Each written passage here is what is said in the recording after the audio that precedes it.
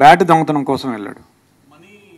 లేదు, మనం ఎన్నిసార్లు అడిగినా మనీ గురించి చెప్పడం లేదు. నాకు ఆ బ్యాటు యాక్చువల్గా ఏంటంటే డిసీజ్డ్ వాళ్ళ తమ్ముడు 6 years ఉంటాయి, ఈయన కలిసి క్రికెట్ ఆడేవాళ్ళు.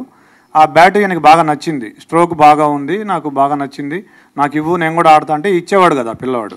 సో దాంతో నేను ఎట్లయినా దాన్ని సొంతం చేసుకోవాలనే ఆలోచనతో 2-3 daysగా ప్లాన్ చేస్తున్నాను చెప్పాడు దానికోసం. అతను చెప్పింది ఏంటంటే ఇంట్లో ఎవరు లేరు, నార్మల్గా వీళ్ళు ఏంటంటే ఇల్లు దగ్గరికి వేసి వెళ్తారట.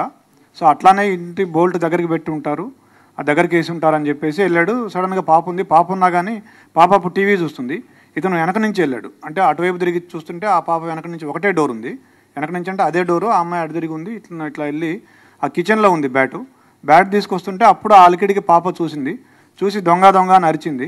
అరిస్తే అతను పరిగెత్తబోతే ఆ అమ్మాయి పరిగెత్తుకుంటూ వచ్చి చొక్కా పట్టుకుంది.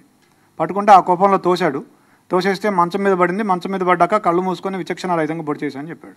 అతనికి బేసిక్గా ఈ ఓటీటీల్లో యూట్యూబ్లో ఈ క్రైమ్ థ్రిల్లర్స్, సస్పెన్స్ మిస్టరీలు చూసే అలవాటు బాగా ఎక్కువగా, దాదాపుగా ఒక 5-6 సంవత్సరాల నుంచి అదే పనిలో ఉన్నాడు. స్కూల్ కూడా ఎక్కువ వెళ్ళేవాడు కాదు. ఎప్పుడు ఏదో ఒక తన ఆలోచనలో తను ఉండి ఇలా ఊహించుకుంటూ ఉండేవాడు అతను.